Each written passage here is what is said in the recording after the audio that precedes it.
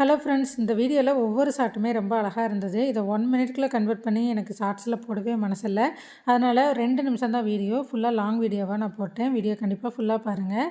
Sunday காலையில் டே எப்படி போச்சுன்னு பார்க்கலாம். இன்றைக்கி இன்றைக்கி காலையில் எழுந்தோடனே நான் கிச்சனில் எல்லா வேலையும் முடிச்சு வச்சுட்டு போய் தூங்குறனால காலையில் எழுந்து அப்படியே வேலை செய்கிறதுக்கு ரொம்ப ஈஸியாக இருக்கும். பால் மட்டும் எடுத்து வச்சுட்டு நான் எழுந்தோடனே நிலன் எனக்கு இந்த புக் எடுத்து கொடுத்துருவான், போகரையா புக்கு. எனக்கு அதை ரீட் பண்ணால் தான் கொஞ்சம் மனசு இருக்கும். ஒரு நாளைக்கு 1 பேஜ் 2 பேஜ் இப்படி ரீட் பண்ணுவேன். முன்னாடியெல்லாம் பார்த்திங்கன்னா அந்த ஃபோன் வராத வரைக்கும், ரொம்ப யூஸ் பண்ணாத வரைக்கும் ஒரு புக் எடுத்தேன்னா 1 டேயில் முடிச்சிடுவேன். ரொம்ப நல்லா படிக்கிற பழக்கம் இருந்தது. இப்போ தான் கொஞ்சம் கொஞ்சம் அப்படியே மாறிடுச்சு இந்த ஃபோன்னால தான்.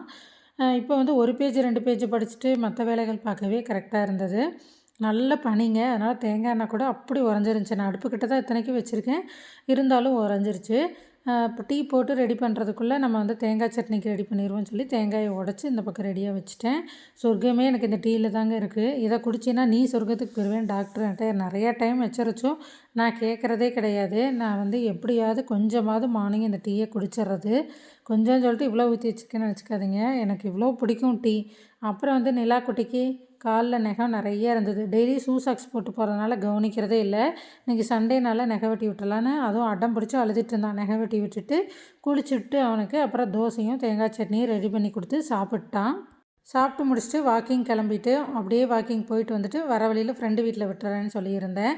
இந்த இடத்துல பார்த்திங்கன்னா அவ்வளோ பெரிய மலை இருக்குங்க. இந்த மலை எங்கே தெரியும்னா, நாங்கள் இருக்கிற இடத்துலேருந்து காந்திபுரம் வரைக்கும் தெரியும்.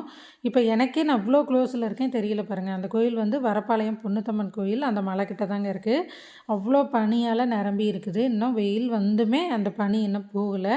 ஃப்ரெண்டு வீட்டில் இந்த செடி எனக்கு ரொம்ப ரொம்ப பிடிக்கும். என்ட்ரன்ஸில் வச்சுருப்பாங்க ஆரஞ்சு கலரில் அந்த செம்பருத்தி. நான் எப்போ வந்தாலும் ஒரு 2 பூ பறிச்சுப்பேன். ரொம்ப சூப்பராக இருக்கும் அவங்க வீடு.